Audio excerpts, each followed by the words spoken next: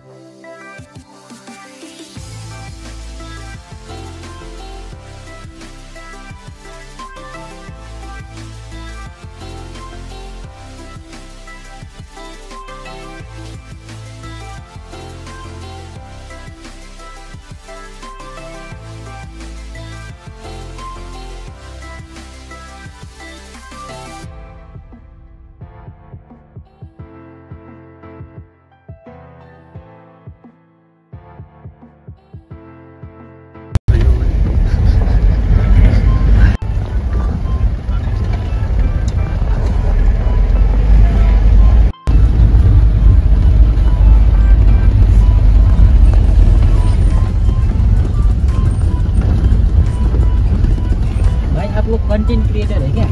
नहीं भाई, बस ऐसे ही घूमना आप है। कंटेंट दे दीजिए हमें थोड़ा सा, इस वीडियो में देख लीजिए एक बार।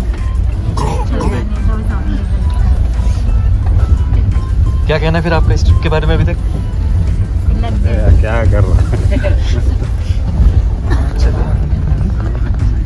रोड इतनी सही है। ऐसा लग रहा है दोनों बार।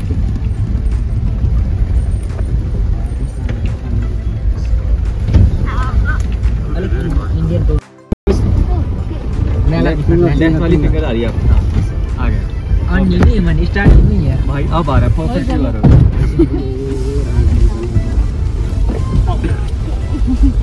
क्या खत्म करना चाहिए।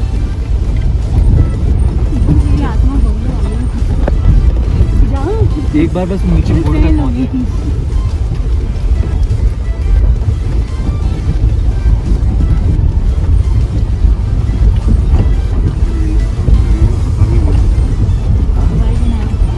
मन केंद्रित कर।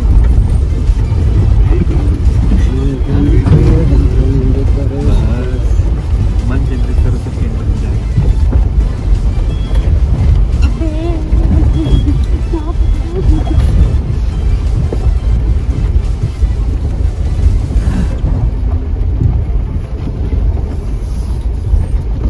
काफी है। तो इन्हीं उबड़ खाबड़ रास्तों पर चलते हुए हम आगे बढ़ रहे थे और जो हमारा ड्राइवर था उसका कुछ हिस्सा बंधा हुआ था दुकानदारों के साथ। तो वो कुछ स्पेसिफिक दुकानों पर रोक रहा था, हमें बोल रहा था, हमें फोर्स कर रहा था कि आप लोग यहाँ पे चाय पीजिए। और ये ऐसा नहीं था कि सिर्फ ये ड्राइवर कर रहा था, जितने भी शुरू से एंड तक थे उनका कहीं ना कहीं लिंक था और उन्हीं ढाबों पे रोका गया जहाँ पे उनकी जान पहचान थी। तो ये जो ड्राइवर था, इसी चक्कर में हम लेट भी हुए थोड़ा सा। और ऐसा जो अभी आप तक देख रहे थे कि अभी दिन था, मतलब थोड़ी सी रोशनी थी, पर उसके बाद हमारी रात हो गई। और रात होते ही सबसे पहले हमें दिखाई दिए तारे, और उसके बाद जो आपका खतरनाक रास्ता शुरू हुआ वो बयान नहीं किया जा सकता, उसको बस दिखाया जा सकता है। साथ ही हमने वहां पे रात में लगभग आप मान के चलिए 8 साढ़े 8 बजे हमने एक ढाबा था, बेसिक सा ढाबा था, तो उस पे इन्होंने रोका। तो ये समझ लीजिए कि वो कोई ढाबा नहीं था, वो जस्ट एक कुछ रिफ्रेशमेंट पॉइंट था और खाने के लिए इतनी भूख लगी हुई थी। पर रात में हमने सिर्फ चाउमीन खाई है, तो वो रेस्टोरेंट जो है तो उसकी पिक्स भी हम आपके साथ शेयर करेंगे। ठीक है, तो आइए देखते हैं कि आगे सफर में हमको देखने को क्या मिला। चलिए देखते हैं।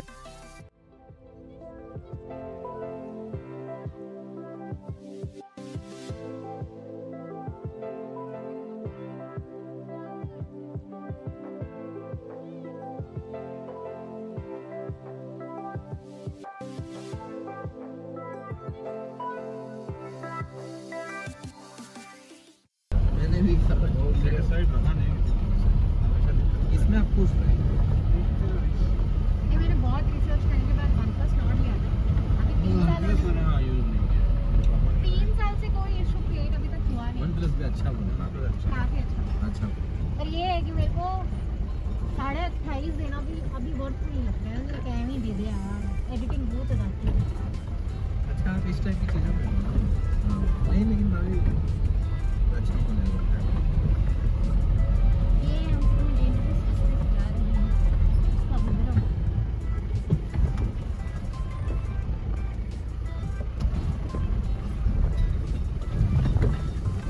इसका विवरण हाँ हाँ, वो तो पक्का करना है। नहीं नहीं भाई, ये भी मैटर करती है चीज़। ये खतरनाक रास्ता है, खतरनाक रास्ता है भाई। मेरे को anxiety होना शुरू हो गई। नामचे बाजार जाते सही। और हमारे कलाकार ड्राइवर हर बार की तरह हमें बचाते हुए, और इस बार बचा ही ले जाएंगे ऐसी उम्मीद तो है।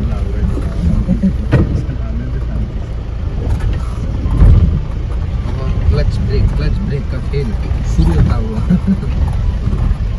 ठीक है,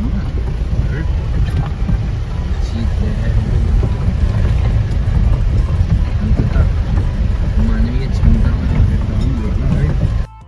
अब तो रोड आ गया यार।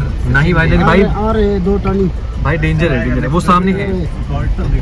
और ये खलासी का पहला युद्ध जीत लिया है। बहुत ही बढ़िया। और 2 है भाई। आप सामने देख पा रहे हैं कितना डिग्री बोला जाएगा इसमें। मैथमेटिशियंस हमारे साथ 184 डिग्री। 184।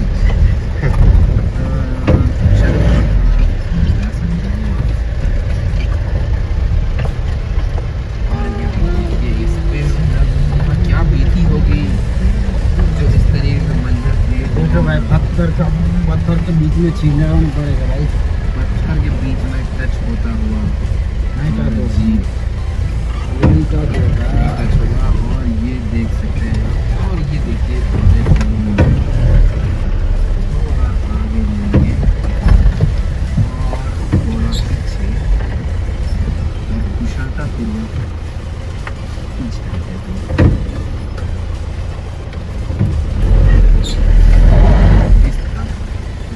अरे भाई जाम हो चुका है।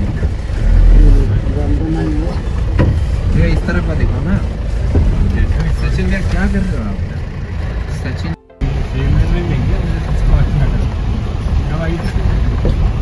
अभी आया था, क्या कहते हैं? न्यूजीलैंड देखो खोले नीचे हाँ, वो भी दिखाई नहीं दे रहा ना, लाइट नहीं है उधर को। लाइट नहीं है। देखो इधर देख रहा है AC ऑफ थी ना। कितना बड़ा हुआ, भैया कितना बड़ा हुआ।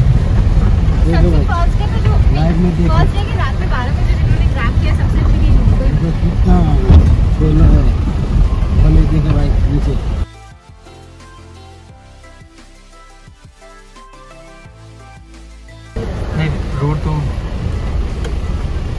गिर रहा है ये। बहुत बड़ा है भाई। नीचे दिखा नहीं, नीचे पानी दिखेगा ही नहीं ना। अरे कर लो आ जाएगा। मतलब बहुत गहरा है ये।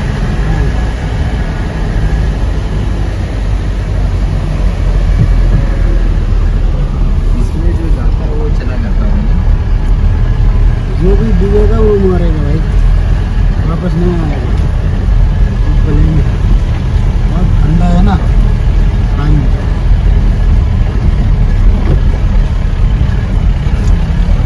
कितने लोग मर चुका है एक पले में। मर चुका है। हाँ।